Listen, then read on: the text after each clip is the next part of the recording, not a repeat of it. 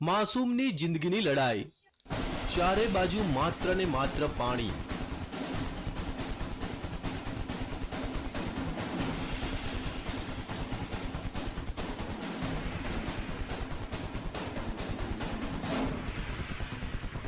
પાણીના ધમધસતા પ્રવાહ વચ્ચે ફસાઈ એક માસૂમની જિંદગી. મોતની લહેરો વચ્ચે જીવન અને મરણ વચ્ચે ઝોલા ખાતી માસૂમની જિંદગી. શું આ માસૂમ પોતાનો જીવ બચાવી શકશે ખરો?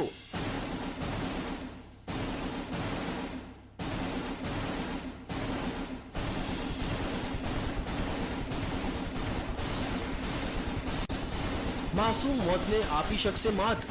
શું બચી જશે માસૂમનો જીવ? આ દ્રશ્યો છે મધ્યપ્રદેશના ભોપાલના ડિડોરીના, જ્યાં 2 વર્ષનો એક માસૂમ બાળક ફસાયો છે ધમધસતા પાણી વચ્ચે.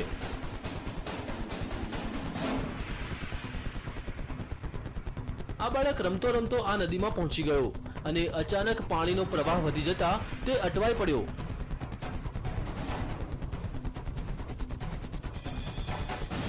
લહેરોના આ તાંડવને જોતા ભલભલાનો પસીનો છૂટી જાય, પણ આ માસૂમ લહેરો વચ્ચે લડી રહ્યો છે જંગ.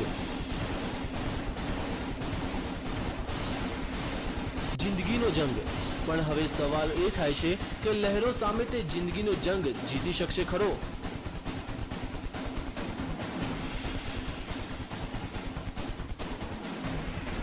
તેને કોઈ પણ ભોગે પોતાનો જીવ બચાવવો છે. તેને નદીના પ્રવાહની કોઈ પરવાહ નથી. તે તો તોફાની લહેરોને આપી રહ્યો છે ટક્કર.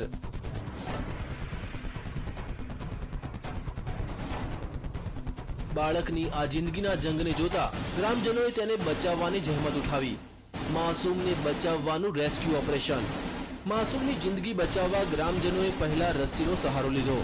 થોડા ઘણા અંશે તે સફળ પણ થયા, પણ અચાનક તે પાછો પાણીના પ્રવાહમાં તણાઈ ગયો. આ વખતે તો લાગ્યું કે માસૂમ તેની જિંદગીથી હાથ ધોઈ બેસશે.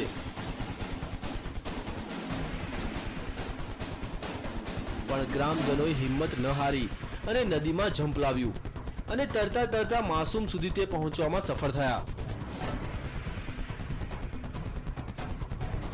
અનેક પ્રયાસ બાદ તેઓ આ માસૂમની જિંદગી બચાવવામાં સફળ રહ્યા.